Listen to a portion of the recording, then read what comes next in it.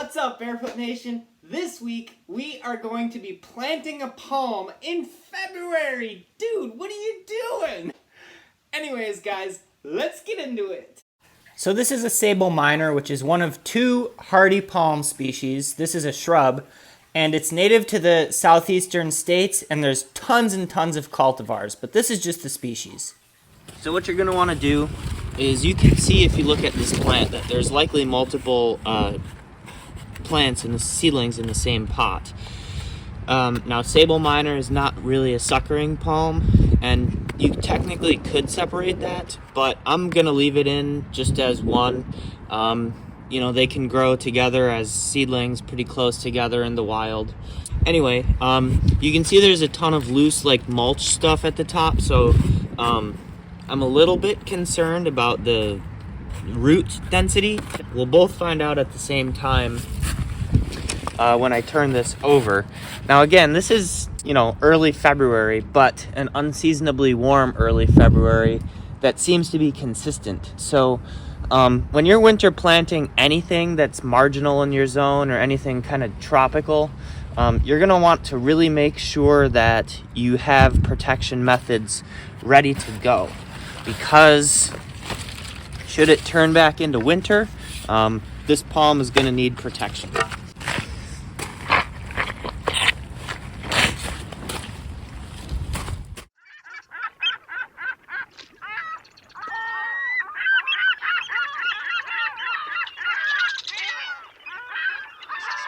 So, my lovely clay soil, silty clay. It actually is pretty good soil once it's amended. Once you get plenty of organic matter mixed in. And that stuff I got right here. No brand in particular. Cow shit is cow shit. I mean, I guess technically, I guess you don't want to have cows that were fed GMOs or something. I'm sure that wouldn't be good. So I'm just doing a little layer. Man, this is cold. Just gonna cover up the bottom of the hole just a little bit. Can you see this hole's already filling up with water? Look at the garden, guys. It's just ridiculous. All right, guys, and so as expected with Sabal minor, there's not much roots at the top because they formed that taproot or that underground trunk. So you can see, if I tip it over very carefully, Sabals are sensitive to root disturbance, so just be careful of that. But here, that's cool. You can actually see that the underground trunk has gone completely to the bottom of the pot. Maybe you can't tell exactly how big it is from the video here, but this palm has fronds that are probably 15 inches across, and yeah, very good size. And so my planting hole is actually shallower than, because I actually don't want to plant the palm deep. You can mulch, you can and should mulch around these palms when they're planted to protect them, but they don't need that, you know, it's essentially like a shrub. So you don't really want grade to be over that point where you see that it's white, because that's the original grade of the plant. And then you can see here that I put some of the whole, I put some of the soil from the pot on the bottom of the hole, not because, just because it fell off. It's not like that's a step that you have to do. And I'm just gonna kind of tamp all this stuff into this goopy soil. I'd say that that's too wet of a soil for a Sabal in a cold climate, but you can see that guy over there that I planted in late April, which is the ideal time to plant these things.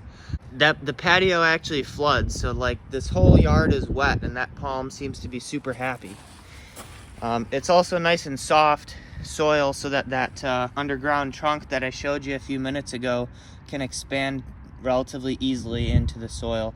Heavier soils can also be easier to work during the winter time. That's something to keep in mind as well.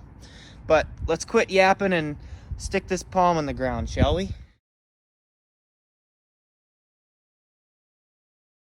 Look at that preview, guys. That is going to be so awesome. So you can see that grade, it's actually slightly above grade, which again is good. This palm loves swampy soil. So I'm just slowly backfilling the hole. I'm actually not backfilling with my hands today because the soil's pretty freaking cold.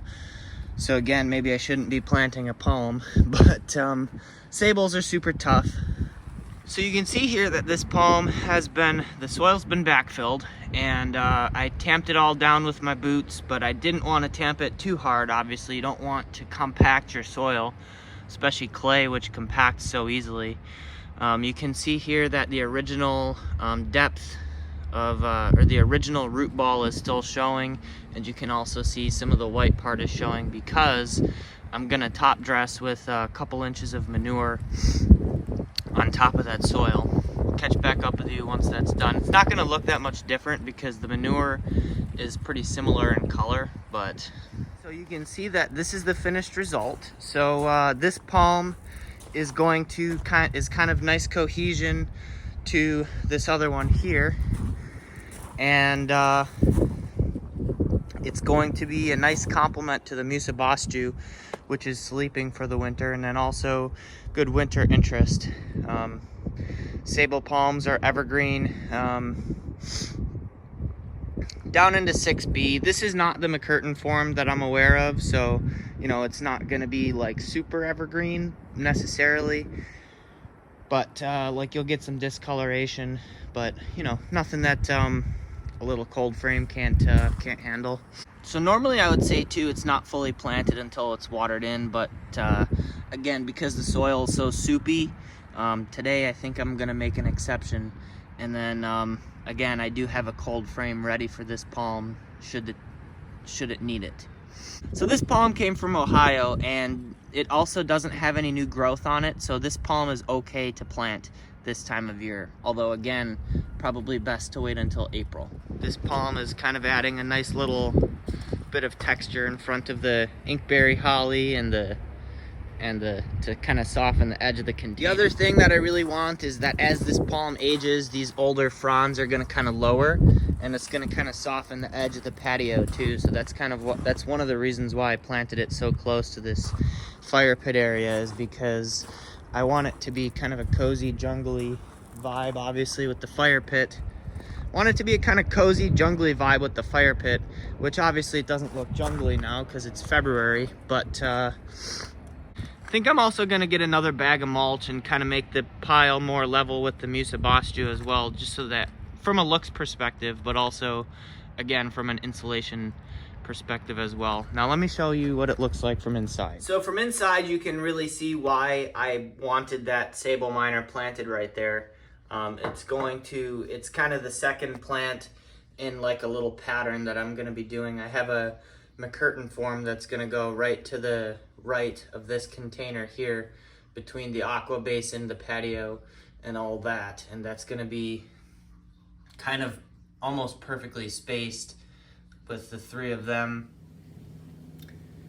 Well, as expected, winter happened again, so so you can see that I put a little cold frame over the Sabal, and it's kind of just held in place with bags of gravel. I don't have a thermometer in that cold frame, but the cold frames really do make a difference, especially when the sun comes out. They really heat up. It's pretty amazing actually what a little sheet of plastic will do.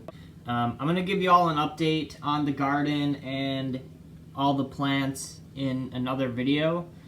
This Sabal I haven't protected. I'm probably just going to shovel some snow on top of it because that one was planted in spring, and so it shouldn't really need it. But then again, maybe I will just put a cold frame over it again. It's just super easy to do.